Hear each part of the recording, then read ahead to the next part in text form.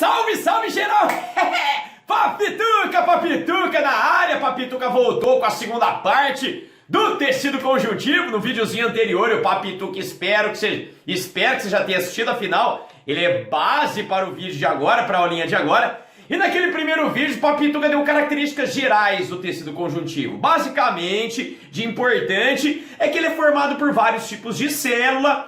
Essas células ficam espalhadas, uma da outra, e por estarem espalhadas, rola um espaço entre elas.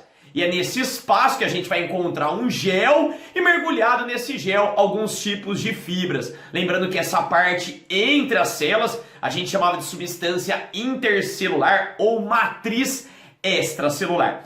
No videozinho de agora, o que o Papituca vai fazer? Vai mostrar para você bem lindinho, bem bonitinho, bem detalhado, com o que você precisa saber, os tipos de tecidos conjuntivos, beleza? E para começar, Papituca resolveu falar para você sobre o tecido conjuntivo propriamente dito, que vai se subdividir em frouxo, aí Gutinho, frouxo e também denso. Se liga, velho. Diferença básica entre eles.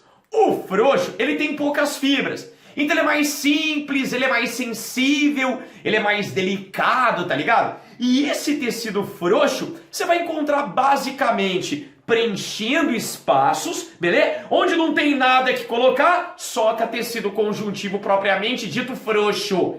E ele também tem função de sustentar algumas estruturas do seu corpo. Por exemplo, embaixo da tua pele, você encontra ali tecido conjuntivo frouxo. Beleza? Agora, velho, o denso, ele já é lotadaço de fibra colágena. E já vai se ligando. A fibra colágena é aquela que dá resistência. Então, esse tipo de tecido denso, você vai encontrar em locais que precisam de bastante resistência. Como, por exemplo, ligamento. Para que serve um ligamento? Para unir osso a outro osso. Você pensou se o que une um osso a outro osso fosse frouxo, velho? Qualquer alteraçãozinha, qualquer choque, por exemplo, poderia separar esses dois ossos. Então eu preciso de um tecido denso para dar uma fixação legal para essas duas estruturas, ok? Outro local que você encontra esse tecido denso, velho, é no tendão. O tendão, cuidado, tá? Ele liga osso a músculo, tudo bem? E um outro ponto é a derme. Não se esqueça, tá? A tua pele, ela tem duas camadas.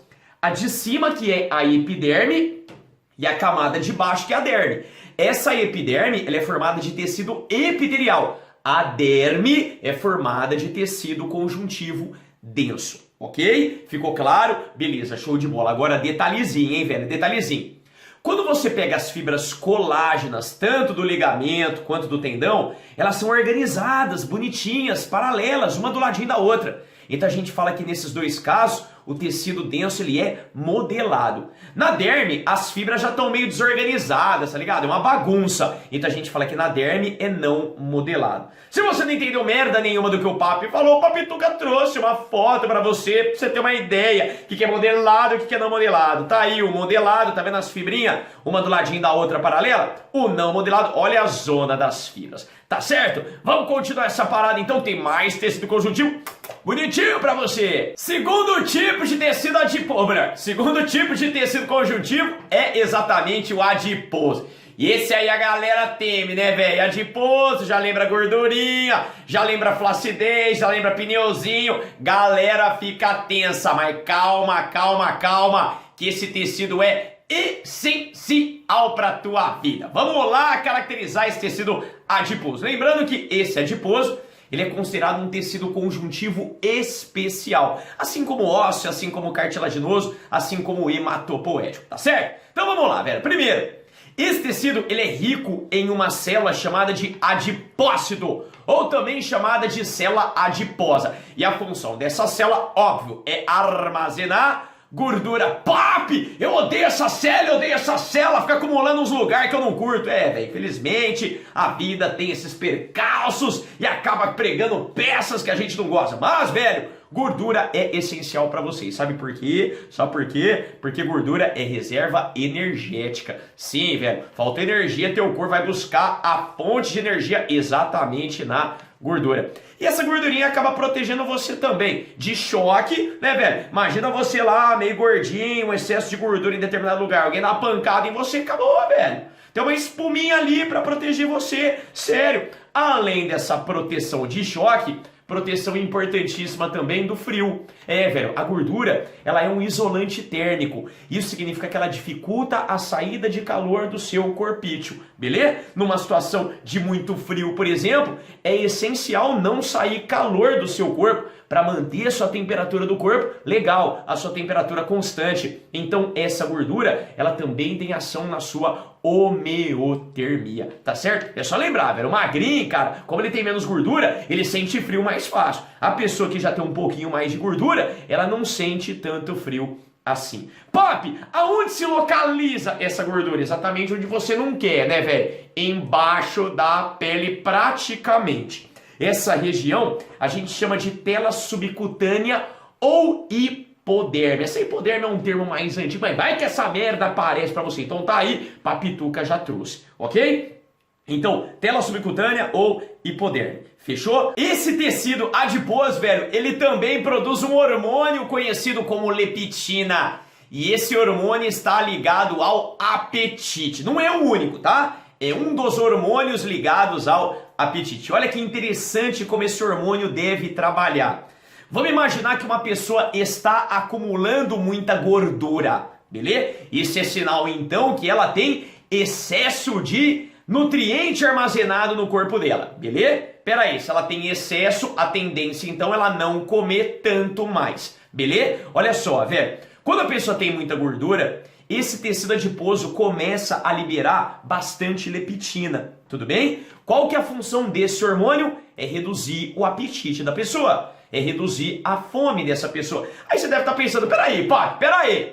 Você está falando então que uma pessoa que é mais gordinha, ela não deve ter tanta fome. E Paty, pelas pessoas que eu conheço, pessoas que são obesas geralmente têm muita fome. Calma, é porque hoje as pessoas obesas ou outras pessoas também estão ficando intolerantes, resistentes a essa leptina. Ou seja, o corpo delas produz a leptina, mas as células não respondem a esse hormônio. O que significa isso então? A pessoa está cheia de gordura, o tecido adiposo dela está produzindo a leptina, mas o corpo não reage à leptina. Fala pro papi, se não reage à leptina, essa pessoa vai ficar sem fome, vai nada, velho. Então a pessoa vai comer. Tudo bem? Ficou claro? Show de bola. Quer mais? Esse tecido adiposo, a gente acaba falando que tem dois tipos dele, tá? O chamado amarelo ou branco também conhecido como unilocular, e o marrom, que é o multilocular. Papi, qual que é a diferença básica entre eles? Deixa o Papi mostrar uma imagem para você.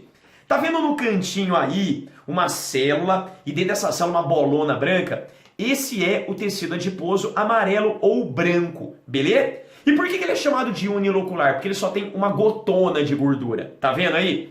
O do lado, velho, tá vendo que ele tá cheio de gotinhas pequenininhas de gordura? Por isso que ele é chamado de de vários, né? Multilocular. Esse daí é o marrom. E quem dá essa coloração marrom para ele é essa grande quantidade de mitocôndria que tá aí dentro do tecido adiposo marrom. Beleza? Não se esqueça, tá? Esse marrom, devido a essa grande quantidade de mitocôndria é aquela organela que fica gerando energia. E esse tecido adiposo marrom, ele é essencial para a produção de calor. Por isso que ele é muito comum em recém-nascidos, beleza? Que tem esse probleminha ainda de manutenção da temperatura do corpo constante, né? Então eles têm bastante tecido marrom para auxiliar nesse processo. Terceiro tipo, cartilaginoso, que também é um especial, beleza? Cartilaginoso, cartilagem, né? Esse tecido aí, cara, tem a função de sustentação, beleza? Tanto é que tem vários animais que o esqueleto deles é feito essencialmente de cartilagem. Um exemplo é o tubarão, outro exemplo é a raia, né? O cação e por aí vai, tá certo? E esse tecido cartilaginoso também tem a função de diminuir atrito. A gente vai ver daqui a pouquinho que quando você tem um osso, né, colado num outro osso, entre eles tem cartilagem. Pra você não ficar um ali roçando no outro, tá ligado? Aquela coisa gostosa de roçar, roçar. E esse atrito pode esfarelar, vamos falar assim, o osso. Então tem que ter uma capinha entre os dois ali para não ficar esse atrito. E quem vai fazer, né, essa proteção, essa capinha, é exatamente o tecido cartilaginoso. Interessante, velho, é que quando você, quando eu, quando um parente seu, quando seres humanos estavam dentro da mamãe, o nosso esqueleto era feito basicamente de cartilagem, velho. E aí, conforme a gente foi desenvolvendo, né, essa cartilagem ela foi sendo substituída pelo tecido ósseo, que é um tecido muito mais resistente. Mas quando a gente nasce, nem toda a cartilagem já foi substituída por osso, beleza? Então algumas partes ainda o esqueleto é feito basicamente de cartilagem. E um local muito comum, velho, da gente perceber isso, muito fácil perceber isso, é exatamente o pote, tá ligado? Nossa cabeça. Minituca, por exemplo, nasceu faz o quê? 45 dias, velho. Minituca tá aqui, bonitinho, gostosinho, aquela coisa. Beleza. Velho, você pega a cabecinha do Minituca e aperta não, né? Mas você coloca a mãozinha, você vê que ele é mais molezinha. É porque o crânio ainda não está totalmente ossificado, beleza? Então grande parte ali é cartilagem. Protege, mas tem que tomar cuidado porque a cartilagem é bem mais molinha, bem mais flexível do que o osso. Tá certo? Show de bola. Beleza, então vamos lá que algumas paradas são importantes. É só uma curiosidade, né? Ainda bem que o pote, grande parte dele quando nasce ainda é cartilagem, né, velho? Porque imagina esse moleque passando pelo canal vaginal da namorada do papituco, tanto que ia doer se fosse tecido ósseo. Então a cartilagem, como é mais molinha, passa com mais facilidade ali pelo canalzinho vaginal, tá certo? Então vem cá, vamos ver qual que é a composição desse tecido cartilaginoso. Então tem a matriz, né, como todo tecido conjuntivo, aquela matriz extracelular, e existe a célula típica, que é o condroblasto, beleza? Condroblasto. Condro vem de cartilagem. Blasto é jovem, beleza? É jovem, é embrionário. Então é a célula nova desse tecido cartilaginoso. A função dela, velho, é produzir a matriz. Tudo bem? Aí, conforme vai passando o tempo, esse condroblasto, ele vai, entre aspas, envelhecendo. Ele vai se tornando maduro. E quando ele se torna maduro, ele passa a ganhar um outro nome. O condrócito, tudo bem? O condrócito. Então o condrócito é um condroblasto que amadureceu. Então a função dele continua sendo o quê? Produzir a matriz. É óbvio, quando é jovem, né, vem aquela empolgação do jovem, a produção vai ser muito mais rápida do que quando o condrócito, né, quando a célula se torna madura. Beleza? Detalhes importantes. Existem 3 tipos de cartilagem, vamos falar assim. Tem a hialina, que é a mais comum no nosso corpo. Tem também a elástica e tem a fibrosa. O que vai mudar basicamente entre elas é a quantidade e a proporção ali de fibras. Então vamos pensar assim, ó. A cartilagem hialina, ela tem uma proporção mais ou menos a mesma de fibra colágena e fibra elástica. Lembrar que a colágena dá resistência e a elástica dá elasticidade. Então, nesse caso aqui, é mais ou menos a mesma proporção. E onde que a gente vai encontrar essa cartilagem hialina? Nariz, ó o papi, velho. Imagina o tanto que o corpo do papi cansou de produzir cartilagem hialina. Olha o tamanho dessa parada. Nariz e também traqueia. Os anéis da traqueia aqui são feitos de cartilagem. Passa a mãozinha, passa a mãozinha, cartilagem aqui. Legal. Cartilagem elástica, o próprio nome já está falando. A maior quantidade de fibras elásticas, elasticidade. Onde você vai encontrar essas fibras? Zoreia, belê. Papituca lembra muito da infância, primeira série, segunda série. A professora adorava, tinha uma tara sexual. Puxar as orelhas do papituca. Então essa merda ia esticando. Elasticidade, mas voltava ao lugar. Elasticidade, legal. E também epiglote, que é uma valvulinha ali na entrada do seu sistema respiratório, tudo bem? Ali na entradinha da laringe, e é uma valvulinha importante que controla a passagem de ar, a passagem de comida para o esôfago e por aí vai. Então epiglote também, cartilagem. E a cartilagem fibrosa, essa aqui está rica em colágeno. Ou seja, se o colágeno dá resistência, essa cartilagem ela é bem resistente. E olha que interessante onde você encontra essa cartilagem. Em articulação, que é exatamente onde um osso encontra o outro osso. Já pensou se essa cartilagem não fosse tão resistente? Rapidamente ela ia desgastar, beleza? Então essa cartilagem fibrosa entre dois ossos para diminuir o atrito entre eles. E um outro lugar que você encontra essa cartilagem, ó, nos discos intervertebrais. Aparece uma imagem aí para você entender o que o papo tá falando. Isso aí, velho, é a coluna vertebral, beleza? A coluna vertebral é feita de vértebras, tá? E entre essas vértebras, dá uma olhada aí, tem tecido cartilaginoso, tem cartilagem fibrosa. O que o papo quer que imagina? Imagina que cada vértebra que vai compor essa coluna vertebral é uma pecinha de Lego, tá ligado? Então a gente vai encaixando uma pecinha na outra, uma pecinha na outra, uma vértebra na outra, uma vértebra na outra, para formar a coluna vertebral. Só que a vértebra é dura, tá ligado? Se não tivesse nada entre elas, atrito ia foder a coluna.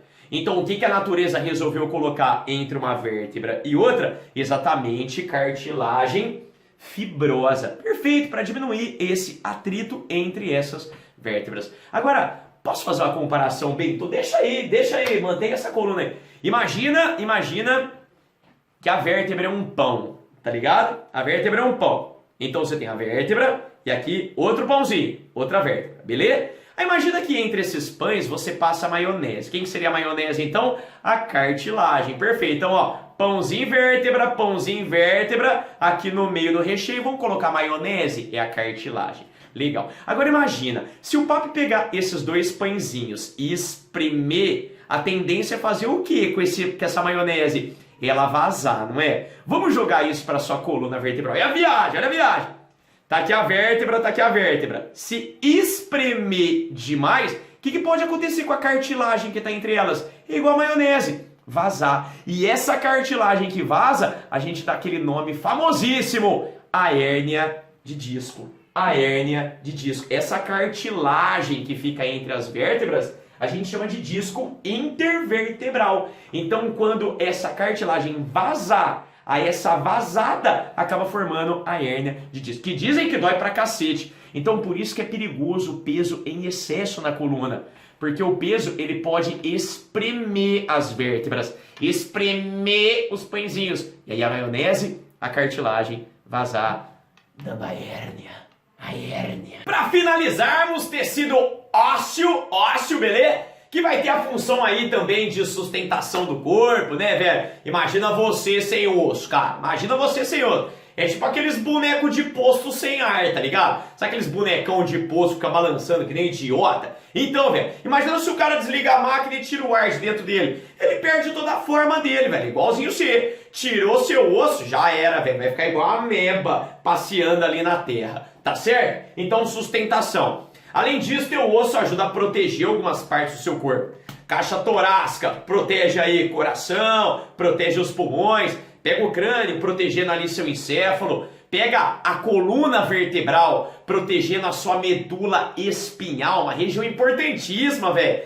Lesionou essa medula espinhal aí, a pessoa fica paraplégica ou tetraplégica, dependendo da altura ali da lesão. Então, esse osso protegendo é essencial, cara. Tem também a importância do movimento, que a gente tem alguns músculos ligados ao osso. Esses músculos são chamados de esqueléticos. E aí, velho, quando esses músculos contraem, isso permite a movimentação de algumas partes do nosso corpo, ok? Quando ele contrai, como ele está ligado ao nosso osso, o osso acaba indo junto, então contribuindo para a movimentação, beleza? Aí, ó, reservatório de cálcio também. Cara, 99% do cálcio que está no seu corpo está onde? No teu osso. Tá no teu osso, esse cálcio dando rigidez, deixando o seu osso duro, tá ligado? Só que existem algumas partes do seu corpo que também precisam de cálcio. Cálcio, por exemplo, é importante para a coagulação sanguínea, o cálcio é importante também para a contração muscular. Então, quando você não tem uma ingestão adequada de cálcio, o seu corpo pode pegar um pouquinho de cálcio do osso e usar nesses outros processos que o Papo acabou de destacar. Então, reservatório de cálcio, tá certo? E aí... Como em alguns ossos a gente tem medula óssea é diferente de espinhal, tá? A gente tem medula óssea e essa medula óssea ela tem a função de produzir elementos do sangue, como plaqueta, como hemácia, como glóbulo branco, a gente pode falar que o tecido ósseo também ajuda na formação desses elementos figurados do sangue. Tudo bem? Só um detalhezinho, medula óssea espinhal. Tá? Medula óssea produz sangue. Medula espinhal é tecido nervoso. É aquilo que passa dentro da coluna vertebral. Tá certo? Beleza? A gente vai falar bastante dessa medula espinhal aí na aulinha de sistema nervoso. Legal. Agora, do que é composta composto esse tal tecido ósseo? A matriz, como qualquer tecido conjuntivo, e célula. Essa matriz a gente vai dividir em duas partes, orgânica e inorgânica, beleza? A orgânica ela é composta de proteína. Que proteína? O colágeno, que é a proteína mais abundante do nosso corpinho, beleza? Colágeno, resistência. Agora, a parte inorgânica ela é composta de fósforo, é composta de magnésio e cálcio. Mais precisamente, fosfato de cálcio. Véi, essa merda que vai deixar seu osso duro. Tem pessoas que têm problema na calcificação do osso. Osso fica molinho, tá ligado? Osso fica frágil, quebra o osso com facilidade. É isso aí, você já sabe do que o Papituca tá falando. Osteoporose, perfeito, beleza. Então vamos calcificar o osso para deixar ele bem duro, legal. Que células são essas que compõem o tecido ósseo? 3. Osteoblasto, osteócito e osteoclasto, ok? Tudo com ósseo, né? Porque ósseo vem de osso, beleza? Então vamos lá, ó. Osteoblasto, igual lá no cartilaginoso, lembra que o blasto era jovem? Então aqui é a célula jovem do osso, beleza? Função dela, produzir a matriz, beleza? Quando essa célula dá uma envelhecida, se torna madura, ela vira osteócito, que também vai ter a função do quê? De produzir essa matriz. Agora, o osteoclasto, ele tem a função de reabsorver a matriz. Sério, velho, por incrível que pareça, seu corpo é muito louco. Ele fica reabsorvendo matriz, produzindo matriz. Reabsorvendo matriz, produzindo matriz. Então o seu osso está sempre em atividade, tá ligado? Ele está sempre sendo remodelado. Aparece a imagem aí pro pai. Olha lá que bonitinho, tá vendo? O osteoclasto destruindo, né? Reabsorvendo. E aí o osteoblasto e o osteócito produzindo essa matriz novamente. Então constrói. É muito louco esse osso, né, velho? Agora, dá uma olhada aqui. Papituca trouxe um ossinho bem simples para você, tudo bem? Bem simples. E algumas partes são importantes, tá? Então vamos lá, ó. Tá aqui, vamos falar assim, as pontinhas do osso. Essas pontinhas, elas têm um tecido ósseo meio que esponjoso. Lembra uma esponja mesmo? Porque eu quero que você imagine que ele é cheio de furinho, cheio de cavidade, tá? Cheio de cavidade. E olha que interessante, é nessa cavidade ou nessas cavidades que você vai encontrar quem? A medula óssea, também chamada de medula vermelha, responsável por produzir hemácia, plaqueta, glóbulo branco, elementos figurados do seu sangue, tá certo? Essa região que tem tecido esponjoso, a gente chama de epífise, tudo bem? Agora, o meião do osso é a parte mais dura, por isso a gente fala que é compacto, tá ligado? E esse meião a gente chama de diáfise, tá? Tá vendo esses risquinhos vermelhinhos que o Tuca colocou aqui pra você? É sangue, velho. Caraca, pai, tem sangue no osso? Lógico que tem, cara. Lógico que tem. Isso aí é um sinal, então, que o tecido ósseo, ele é vivo, velho. Tem sangue. As células ali precisam de nutrientes, precisam de oxigênio. Então é o sangue que vai levar tudo isso para essas células. É óbvio ou não? Show de bola? Só mais um detalhe, hein? Essa merda aqui pode quebrar, não pode? Pode quebrar, não pode? Imaginar que você vem aqui, ó, tá? E quebra o osso. Ixi, aí vai fuder, véio, vai doer pra cacete. Mas calma que seu corpo vai dar uma organizada pra recuperar aquilo. Primeiro, na hora que você rompeu ali, velho, vira uma zona, né? Porque vazar sangue, aí começa a ter coágulo aqui no meio, tá ligado? Resto de célula, osso esfarelado, vira uma manhaca. Aí, quem vai entrar em ação na fratura? Ó, fratura. Quem vai entrar em ação? Aí você deve estar pensando, nossa, o osteoblasto e o osteócito para recuperar essa parte. Calma, primeiro a gente precisa limpar a bagunça. E quem vai limpar? Quem vai limpar? O osteoclasto. Perfeito. Então, ó, entra em ação o osteoclasto. Fazer a limpeza daquela caca depois que você quebrou. Tudo bem? Depois que está limpinho, aí sim, vem o osteoblasto ou o osteócito, depende ali da fase da tua vida, beleza? E começa a produzir bonitinho, recuperar esse osso. Legal, legal, legal. Tá certo? Assim o Papituca encerra tecido conjuntivo. E ó, você tá sentindo falta do tecido hematopoético, né? Fica tranquilo que o Papituca fez uma aulinha só pra falar de sangue pra você. A gente se encontra na próxima. Um beijo bem gostoso aqui no seu coraçãozinho. E tchau!